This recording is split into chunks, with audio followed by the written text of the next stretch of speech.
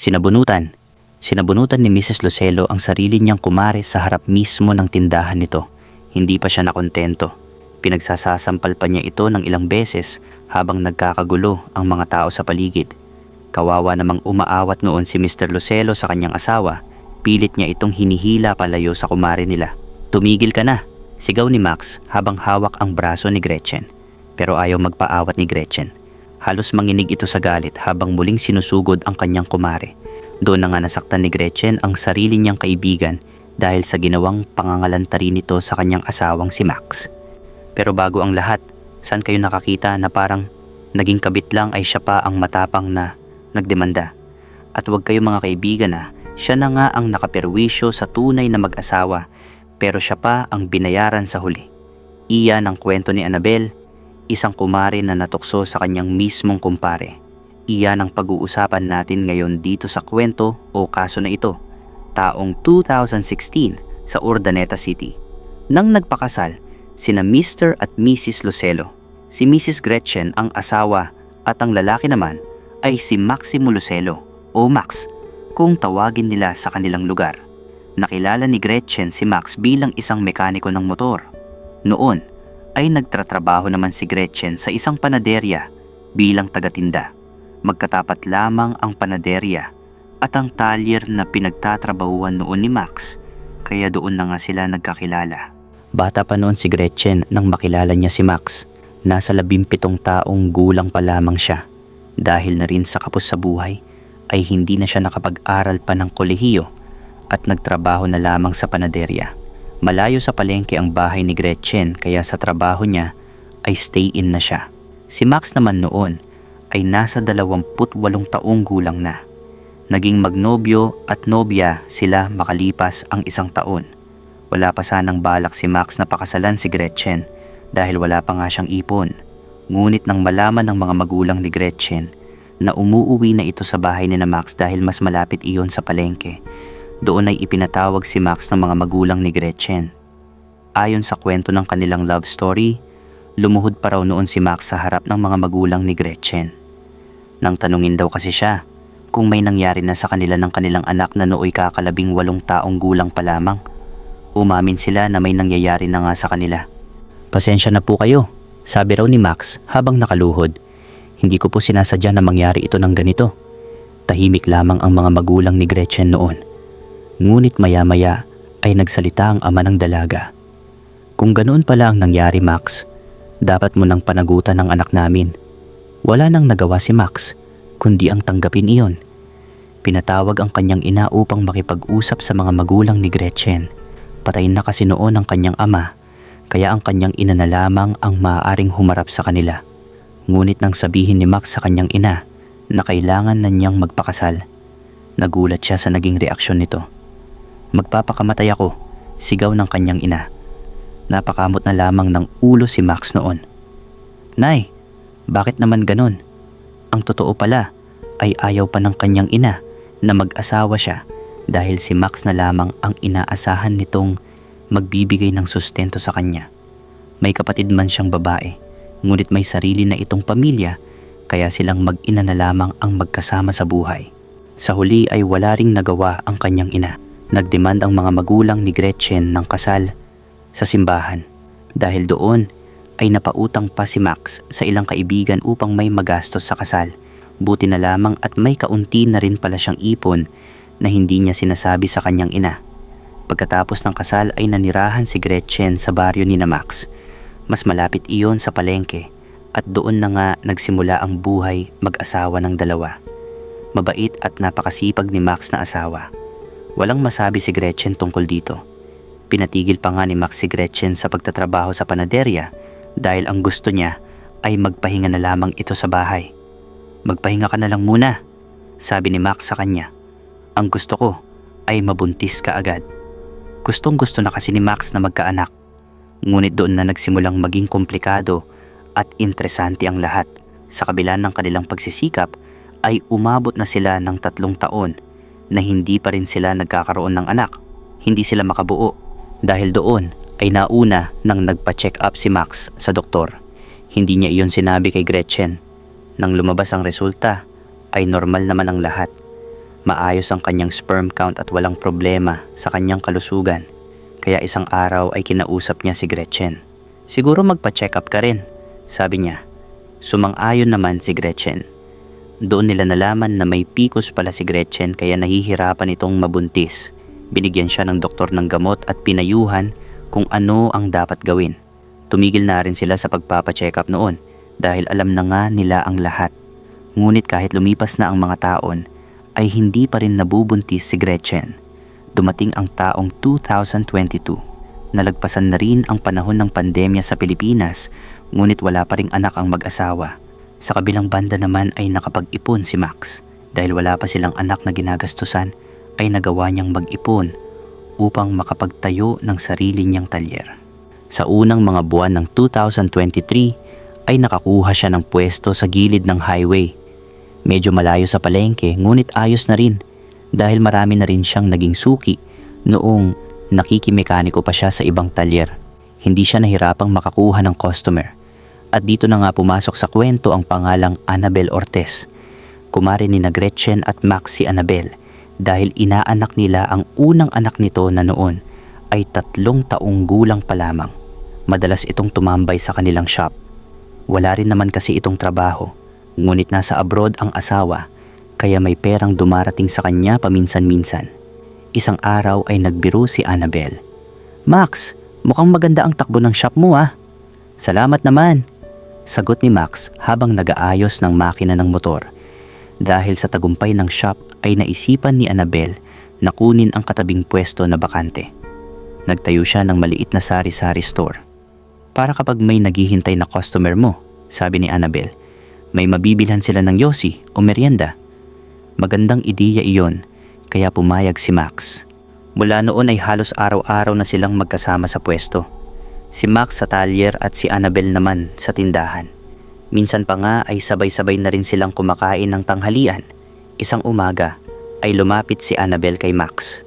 Max, pwede mo ba akong samahan sa bahay? Tanong nito. May nakalimutan akong stocks. Maaga pa noon at wala pang customer kaya pumayag si Max. Ang kaskita sabi niya. Sumakay si Annabel sa likod ng motor ni Max at umalis sila. Wala si Gretchen noon sa shop dahil tanghali pa ito pumupunta upang maghatid ng pagkain. Mabilis lamang silang nakabalik na parang wala naman silang napag-usapan na importante sa daan. Ngunit ayon sa kasamahan ni Max na mekaniko rin, may sinabi raw si Annabel habang nakaangkas sa motor na hindi makalimutan ni Max. Habang tumatakbo ang motor ay napag-usapan daw nila ang tungkol sa pagkakaroon ng anak. At doon biglang nagsalita si Annabel. Ang eksaktong sinabi niya ay ganito, habang nakahawak sa kanyang balikat. Kung gusto mo, ako na lang ang buntisin mo. Nagulat si Max. Ano? Tanong niya. Hindi ako nagbibiro, sagot ni Annabel. Kung gusto mo talaga ng anak, ako na lang. Ibibigay ko sa inyo ang bata. Dagdag ni Annabel na maliwanag. Tumahimik si Max noon. Hindi siya agad nakapagsalita. Dahil kung marupok-rupok kang lalaki, baka nga agad mong dinakma ang tilapia. Aminin man natin o hindi, normal sa lalaki na makit sa babae lalo na kung bawal. Tapos palay na ang lumalapit sa'yo na gustong magpatuka. Ngunit sa mga unang linggo ay wala namang naging tugon si Max sa sinabi ng kanyang kumare. Sa tuwing magtatagpo ang kanilang mga mata sa shop ay para bang may kakaibang tensyon sa pagitan nila. Parang naiilang na si Max kasi nga parang natutokso na rin ito. Minsan ay nagbiro si Annabel habang nakasandal sa tindahan. Max, sabi nito habang nakangiti, iniisip mo pa ba yung sinabi ko? Napakamot lamang ng ulo si Max. Sabay na pangiti. Loko ka talaga kumare, sagot lang niya. Pero dumaan pa ang ilang araw na nagtatagpo ang dalawa sa shop. Nang makainuman ni Max ang isang pinsan nito at nang medyo may tama na rin sila sa alak, ay ikinuwento niya sa pinsan ang hamon ng kumare niyang si Annabel sa kanya. Atin natin lang pinsan ah, sabi pa nga niya. Sinabi kasi ni Annabel na okay lang daw na buntisin ko siya tapos ibibigay niya sa akin ang bata. Natawa pa ang pinsan niya noong una, akala niya ay biro lang iyon. Pero nang makita niyang seryoso si Max at parang gusto lang humingi ng payo nito, ay napaisip ng kaunti ang pinsan niya. Umayos ito ng upo habang hawak ang baso ng alak. Seryoso ka ba dyan? Tanong ng pinsan niya. Oo, sagot ni Max habang nakayuko. Hindi ko nga alam kung anong iisipin ko. Sandaling natahimik ang pinsan niya bago nagsalita. "Huwag kang maniniwala doon," sabi nito. "Di ba nga sinasabi rin ng babaeng iyon na maghihiwalay daw sila ng asawa niyang nasa abroad? Sabi lang niya yon na ibibigay niya sa'yo ang bata. Pero pag nabuntis mo yon at naipanganak na ang bata, panigurado hindi na niya iyon ibibigay sa'yo." Napakunot ang noo ni Max. "Bakit naman? Bakit kamo?" Sagot ng pinsan niya. "Siyempre sa una sa ina ang bata, kaya siya ang mag-aalaga. Ngayon pag nasa kanya ang bata, makakakuha na siya ng sustento mula sa'yo. Siyempre di mo pababayaan kung magkakaroon ka ng anak doon. O di na biktima ka na pag ginawa mo iyon." Napakamot si Max sa ulo habang nakikinig. Isa pa, dugtong pa ng pinsan niya. "Kahit sabihin na nating ibigay niya sa'yo ang bata, sa tingin mo ba papayag si Gretchen na alagaan niya ang anak ninyo ng kumare mo?" Hindi agad nakasagot si Max. "Kaya kagaguhan yan insan." Sabi pa ng pinsan niya habang umiinom ulit. "Libog lang at pera yan. Kasi alam ni Annabel na malakas na ang talyer mo, kaya gusto niyang mangyari iyon para may suporta o pera na manggaling sa'yo."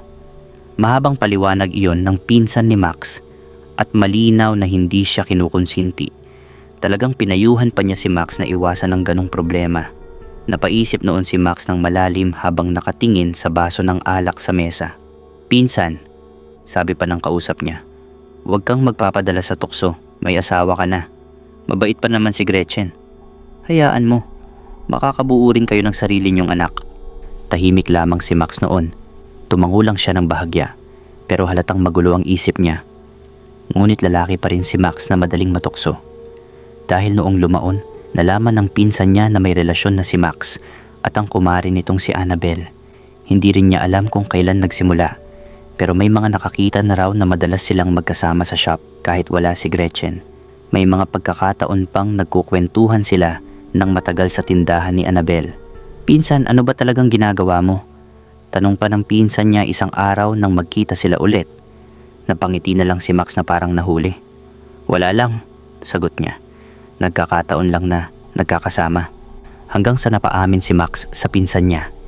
Ikinuwento niya na sa tindahan mismo nagsimula ang lahat. Gabi noon at magsasara na sila. Wala na ang isa niyang tauhan na mekaniko rin. Tinulungan niyang magsara ng tindahan ang kumare niyang si Annabel. Sa loob ng tindahan, doon pala unang inahas ni kumare si kumpare. Kaya hindi na rin napigilan ni Max ang sarili. Doon nangyari ang una nilang bembangan. Kaya naman sinabihan ulit ng pinsan niya si Max, "Oy loko, itigil mo muna yan. Baka malaman ni Gretchen, gumagawa ka lang ng malaking problema." Sita pa ng pinsan niya iyon sa kanya na parang nagmamalasakit din lang kay Max. Umuo naman si Max na ititigil na raw niya. Pero iba ang nangyari dahil 3 buwan ang itinagal ng kanilang relasyon ng kanyang kumaring si Annabel. At mukhang sinubukan talaga ni Max na anakan ito o buntisin nga. Ang kaso nga lang, bago pa sila makabuo na magkumare, ay natiklo na sila. Maraming beses na raw naghihinala noon si Gretchen. Kasi alam nyo naman ang instinct ng mga babae sa mga ganyang bagay. Malakas. Nagkataon pa na sa tabi mismo ng bakuran nila, nagkalat si Max. Siyempre, mangangamoy at mangangamoy talaga iyon. Sabi nga nila, "Dudumi ka na rin lang, bakit sa bakuran mo pa mismo?" Madalas kasing napapansin noon ni Gretchen ang late na pag-uwi ng asawa.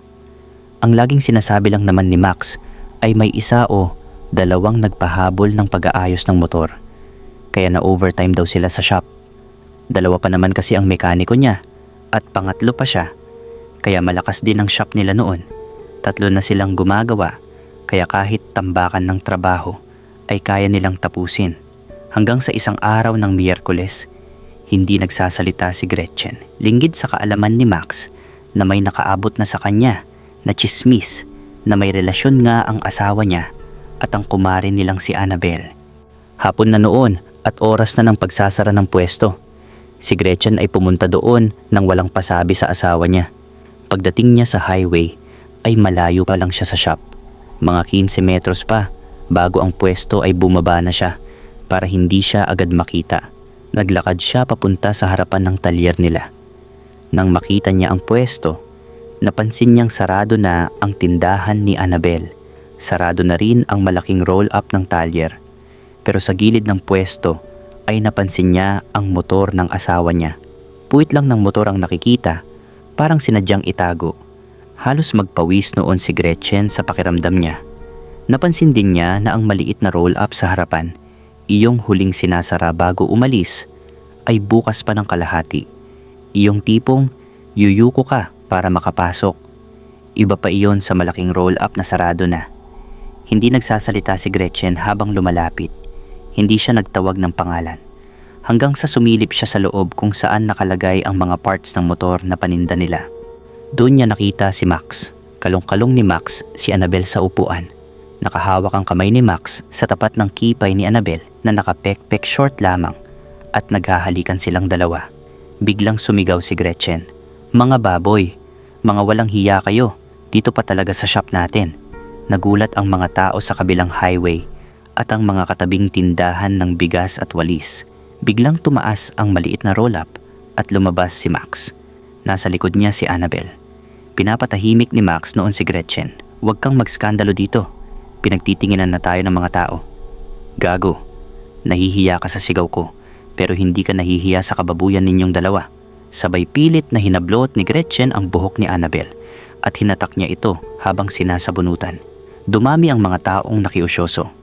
Hiyang-hiya na noon si Max sa nangyayari dahil hindi niya matanggal ang kamay ng asawa niya kay Annabel.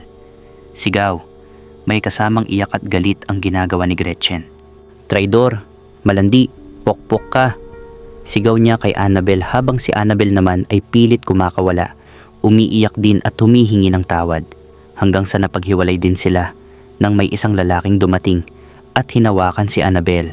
Si Max naman ay hinawakan ng asawa niya para pakalmahin. Pero noong hapon na iyon ay umuwing mag-isa si Gretchen sa bahay ng kanyang mga magulang sa ibang barangay. Hindi niya pinansin si Max kahit halos maghabulan na sila sa highway. Nang pumara si Gretchen ng tricycle ay umiiyak siya habang umaalis.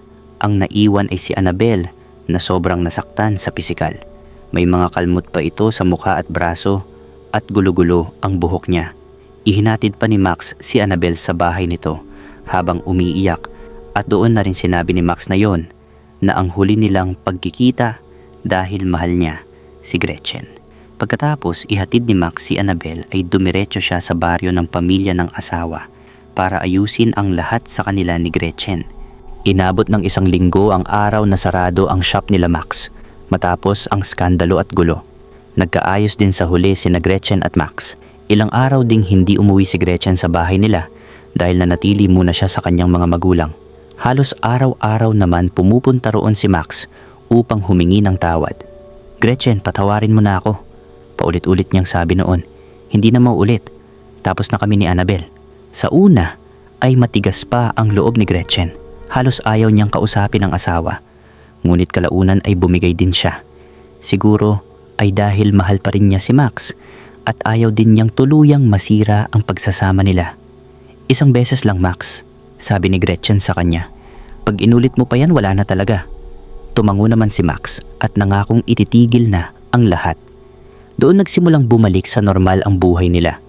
Bumalik si Gretchen sa bahay nila at unti-unting naghilom ang sugat ng kanilang relasyon. Ngunit hindi pa pala doon matatapos ang problema, mga kaibigan. Makalipas lamang ang ilang linggo, isang umaga ay may dumating na lalaki sa kanilang bahay. Nakasakay ito sa motorsiklo at may hawak na sobre. "Dito po ba ang bahay ni Gretchen Lucelo?" tanong nito. "Oo, ako yun," sagot ni Gretchen. Iniabot ng lalaki ang papel. "May subpina po kayo mula sa barangay. Pinapatawag po kayo sa reklamo ng pananakit at eskandalo." "Anong ibig sabihin nito?" tanong ni Gretchen. Doon nila nalaman na si Annabel mismo ang nagreklamo sa barangay. Nakasaad sa reklamo na siya ay sinaktan, sinabunutan at sinampal sa harap ng maraming tao sa tindahan. Nabanggit din sa reklamo na nagkaroon ng skandal sa pampublikong lugar dahil sa gulong nangyari.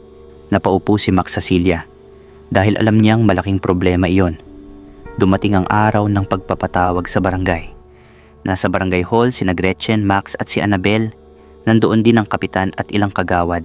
May mga galos pa noon sa braso at mukha si Annabel na ipinakita niya bilang ebidensya.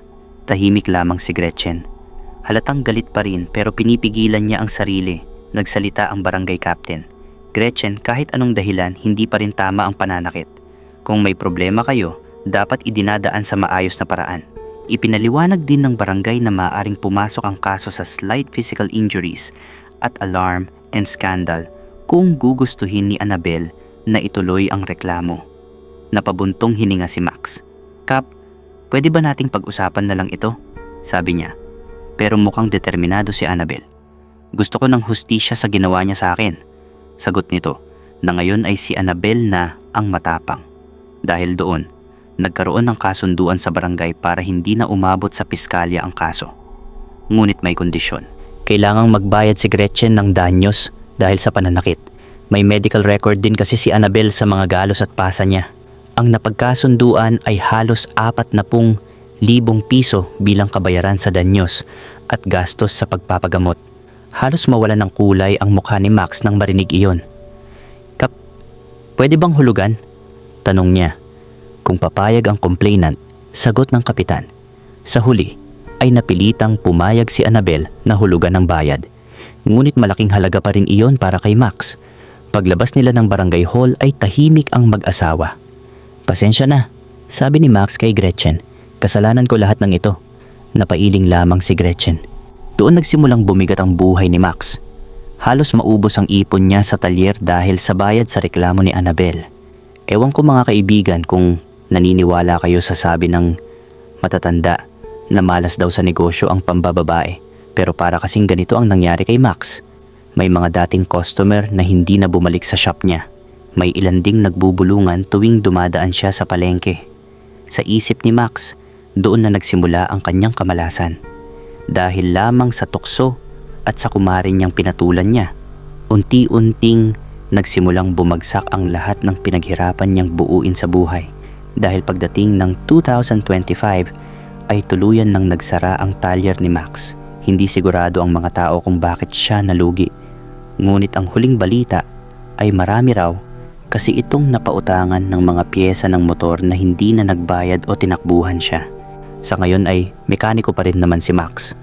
Ang ginawa niyang pwesto ay sa harap mismo ng bahay nila dahil malapit din sila sa highway. Ngunit matumal na ang negosyo doon. Ang karamihan sa mga nagpapagawa ay iyong mga nakakakilala na lang sa kanya noon pa at dumadayo pa sa bahay niya para magpagawa.